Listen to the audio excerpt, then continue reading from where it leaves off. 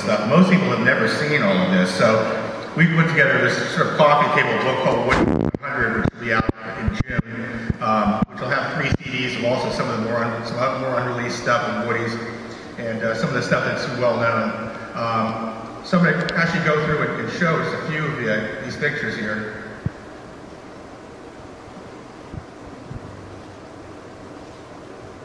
If I can get it to work.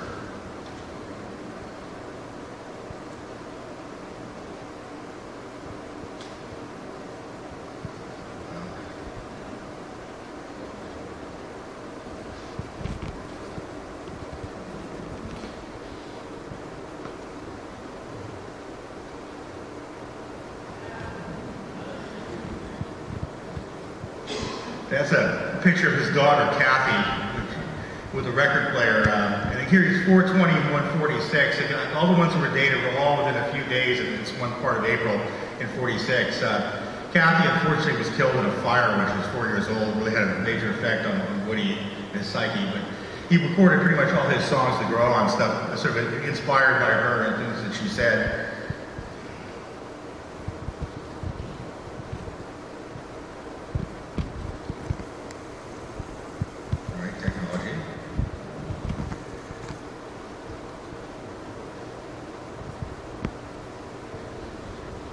It's actually interesting that working with his lyric sheets and working with all the things he had in his artwork, that I can see the Huntingtons coming on even before 1947. You start seeing how he had this flawless handwriting in the early days, and then by like mid-40s, it started to falter a little bit. And by the end of the 40s, it's starting to look like someone who's like in 6th grade. And by the stuff he's writing from the hospital in the 50s, it's like, you know, somebody who's barely learning to write at all. So his pen and ink drawings, if you look at the Bound for Glory book, you know, in the early beginning of the 40s are very intricate drawings of buildings and things like that. The things from 1946 I was just showing are not quite so intricate, but later in the decade we're starting to get this almost abstract kind of things going on in his drawings.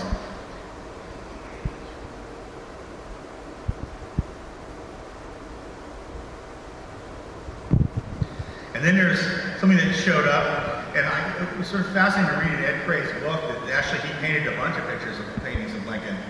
But a lady approached us and said she had this oil painting that had belonged to her mother in their attic of Woody Guthrie, a painting of Lincoln. We want it. And I said, absolutely, sure. And apparently, lady, Mrs. Todd at the local library in Pampa, when he was living there, was related to Mary Todd Lincoln, and so he started making a picture of Lincoln for her, and I guess Ed said he painted more than one.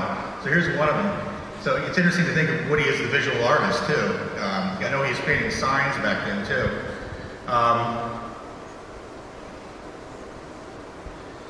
And then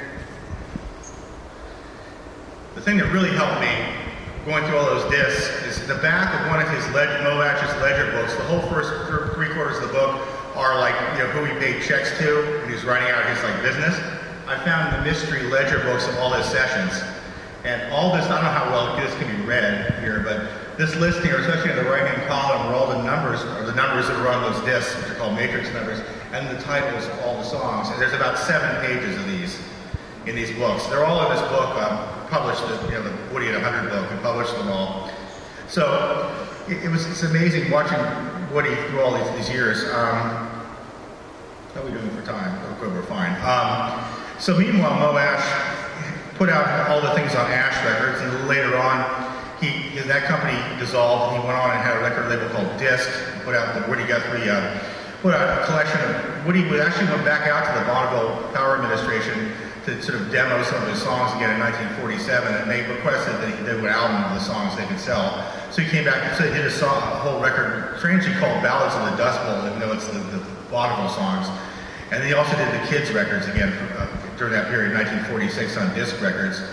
And the Ash Records period, he had those few things. He had a struggle album, he had his first album, he had a series called Folk Say, which was a bunch of sort of loose jam sessions. A lot of the things in these right-hand column, apparently in the studio, the way it was described to me, I was fortunate enough to be able to talk to Bess Lomax Hawes, when she was still alive, and talking about how they'd go in there, and Woody would type out all his lyrics, and that's what a lot of these lyric sheets are that we keep seeing, like There's all the ones in the Woody Guthrie archive. There's also ones, there's tons more at the Smithsonian, like tons more.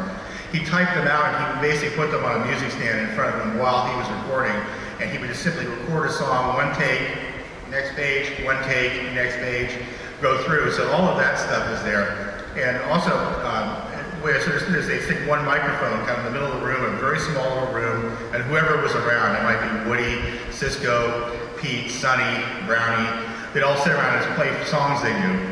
So all that stuff got recorded. Some of that's come out on this label, there's a title called Folk Say. Also, sort of interestingly enough, during that time period, Mo Ash, because of rationing shellac and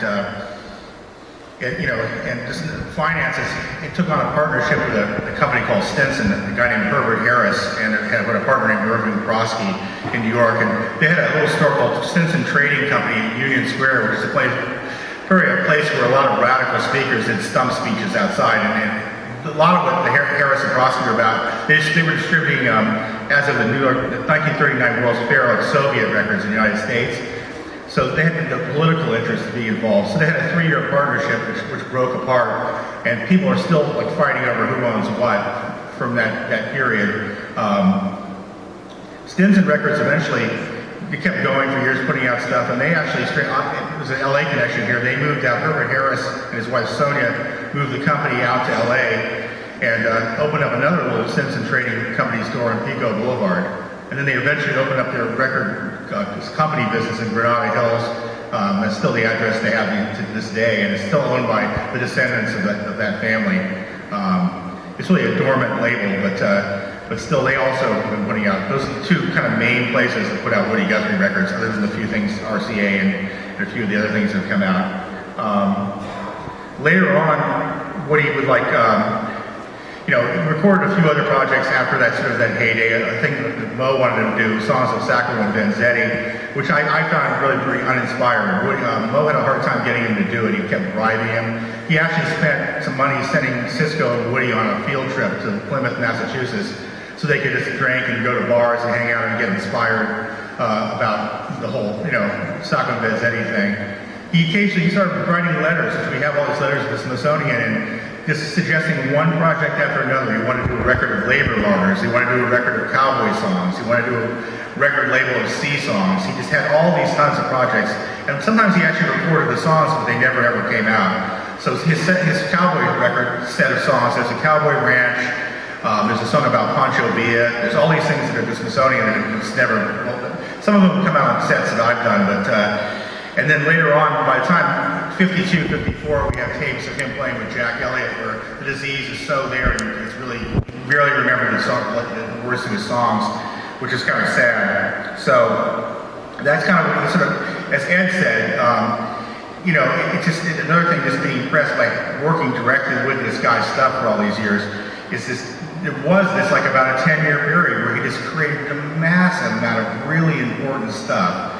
And then that was it, compared to other artists. And I always think of there's this seems to be somebody who's a music, fanatic. And you look back in history, there's these people who come along who change music and they impress everybody around them. I mean, I start thinking about people like, very brilliant jazz, Buddy Bolden was one. You have Blind Lemon Jefferson, you have Robert Johnson, very short period of activity, Hank Williams, Jimi Hendrix. People like that have come along, all of a sudden their presence, they come along and they inspire everybody else after that in a short period. And at last, Woody, as far as professionally, kind of fell into that category.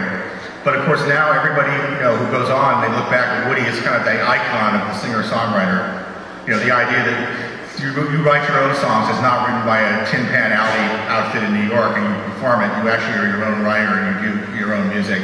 I don't want to talk too much longer because I know we want to leave time for questions and answers too, so maybe we can do that.